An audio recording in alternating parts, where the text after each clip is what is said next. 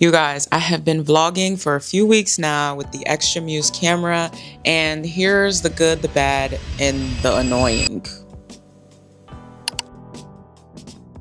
All right, let's first talk about the most obvious part, and that's how tricked out my Xtra Muse is. I love her real bad. This is the exact configuration I had for my Osmo Pocket 3. She's beautiful. I guess I'll make a separate video on all the accessories. I said all that to say, the accessories that you have for your Osmo Pocket 3, they all work for the Xtra Muse. Proof that this is the exact same camera from the exact same company. But yeah, that's been very, very convenient. I guess that point wouldn't really matter for people who don't have the Pocket 3, but if you're like me and your Osmo Pocket 3 has been out for repairs for a few weeks and you have this, it's pretty convenient. Or if your Osmo Pocket 3 is not in warranty and it's damaged beyond repair, this is convenient to know that you could still use your Pocket 3 accessories with the Xtra Muse.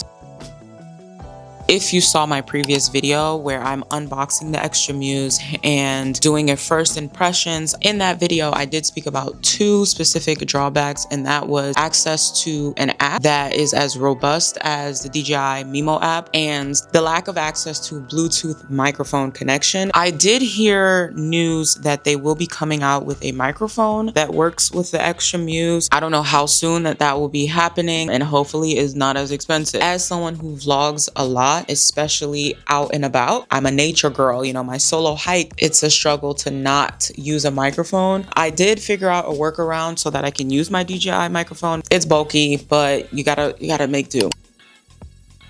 Next, I will say they do have an app. I did know about the app, but it was nothing on there. Like, hopefully now that more people are using or thinking about using the Xtra Muse, they will have more resources on there. The Xtra Muse app on the editing side is awesome, in my opinion. It has all the cool editing that you can do straight in your phone. You can also add glamour effects, and it has the same controls for live filming, which is what I really use the app for when I was using the DJI Mimo app. It's really to gauge where you are when you prop your camera up somewhere in the wild and you want to make sure, hey, am I still in frame? You can check that and still control your camera from a little bit farther away. And that is the part that I like. I don't really do any specific editing in the app, but it is nice that the Xtra Muse app has those features. So I do take that back as a drawback that I had in the previous video.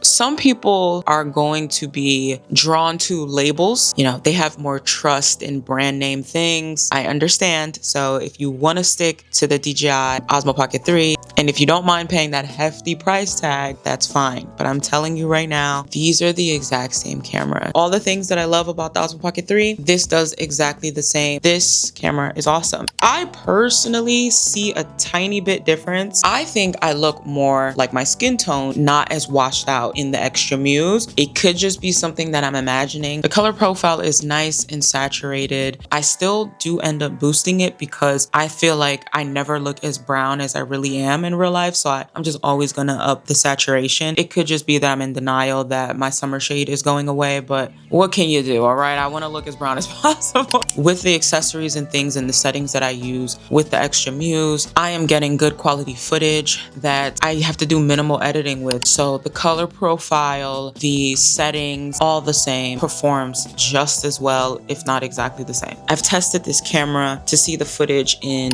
bright, snowy conditions, regular daylight conditions, indoor, and the one I was most concerned about was low light. And the reason I was concerned about that was because, you know, I'm on the East Coast and, you know, winter is here. It gets dark pretty fast. We have a lot of overcast and, you know, just dim conditions, indoor and outdoor. So I wanted to make sure that I would be able to be using this camera all seasons. Amazing footage all around. The tracking.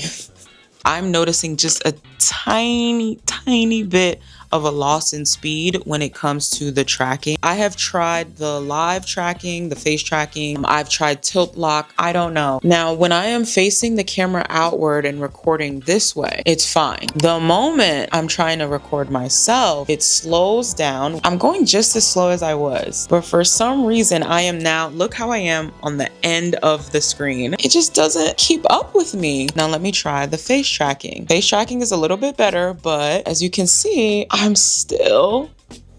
want to just be centered. It really could be worse. It's not It's not the biggest deal ever, but yeah, I did notice that. So that's why I'm like reluctant to even categorize this as a bad thing.